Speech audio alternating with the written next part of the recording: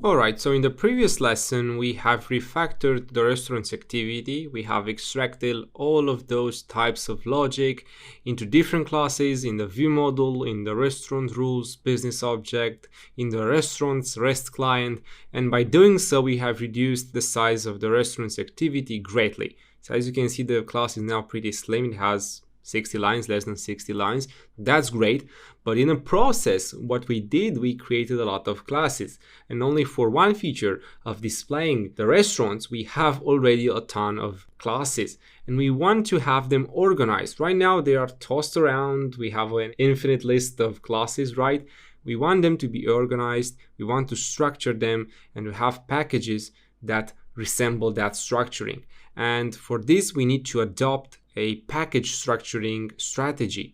And this is very useful for big projects because imagine if you would have had 10, 20, 30 features.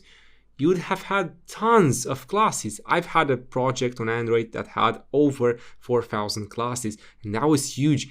You need to have a very solid strategy that allows you to structure the packages in order for you to find what you are searching for. It's really important for you to be here in the Project Explorer and to be able to find the classes, the instances that you need really quickly. Let's have a quick look at those strategies that we can adopt for our packaging structure. Alright, so we know that we want to optimize how our projects classes are arranged. It's really important for a scalable project to have a structuring strategy, so we need to adopt one. We have three types. The first one is package by type. The second one is package by layer, and the last one is package by feature. These are the most known ones, and we are going to be adopting the last one, the package by feature. Let's have a quick look on how each of these strategies look like. So the first one is package by type, as you can see. And this package by type, we can have an example on the right side. This package by type has a lot of stuff going on. As you can see here, we have a pretty basic arrangement of classes. We kind of try to structure them by type. It's pretty simple, right? We have the API classes, we have the data classes, we have the domain and model classes here. We have all the activities just bunched here together. We have the fragments together, we have the presenters together. And they are from different features, as you can see. We have a login feature, a login activity, a login fragment, a login presenter. We have several features like register and by product. Now, there are several and pretty important disadvantages of having this strategy. Now, of course, this is still better than having no strategy at all, but the problem is that when you need to find a feature, what you have to do actually is you have to expand all the folders for you to find it. So the problem is that you have to keep scrolling up and down trying to find the class that is responsible for that feature. And that's bad, because if you need to find something from the login feature, you have to go to the activities, and then you find out that you also need a fragment. You have to expand the fragments here package. So you're gonna have to be scrolling up and down trying to find the features classes. So the problem is here that you need to understand the dependencies, and it's pretty difficult because by having a long list of classes, you'll never know which one is which. So if the login has a login fragment, an activity, a presenter, it's pretty difficult for you to keep track of these dependencies.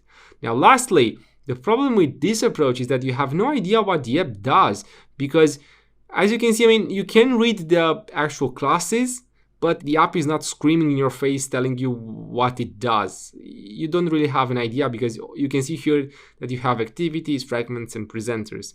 It's not very suggestive to you. So trying to solve this, there's the second type of structuring strategy called package by layer. Now, looking at the example on the right, this is a bit better because we have this kind of differentiation here, like having activities in a separate package, fragments in a UI overall package, and then a presentation overall package that holds all the presenters. And that's going to be the same for repositories and so. But again, this doesn't have too many improvements. It's still not that nice. You still have to expand all the folders to find a particular feature. You still have to keep scroll up and down, and you still need to understand the dependencies. So that packaging by layer is a bit of an improvement because you have this separation of UI, presentation, domain, and so, but it's still not ideal, and you still have no idea what the app does. I mean, you can infer from the classes types here from their names, but it's really not that enough. So let's move on to the last strategy called package by feature. And if you look onto the example on the right, this is a bit more complex because what you do here, you try to place the classes by their feature. So if you come here at the features package, you can see you have a login feature, a register feature, a product feature. So right now it's pretty clear what happens. And there are clear advantages to this because you have less folders to expand. Say you have to find a bug in the login. Well, you go to the features, you search for the login feature, and basically here you have all the classes that you need. You don't have to expand all other activity package, presenter package, fragment package, and so you have everything that you need here in the login feature package. Of course, this applies to the data and the domain. You can split these packages by the feature, user, product.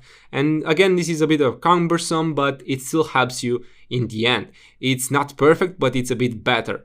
Now, you don't have to scroll anymore that much because you have all the information here in the feature, so that's fine.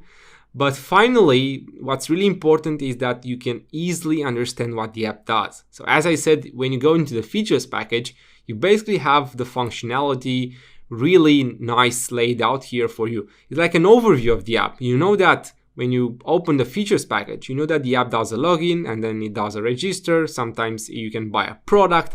So you have all of this really important information in front of you, and the app kind of screams on what it does.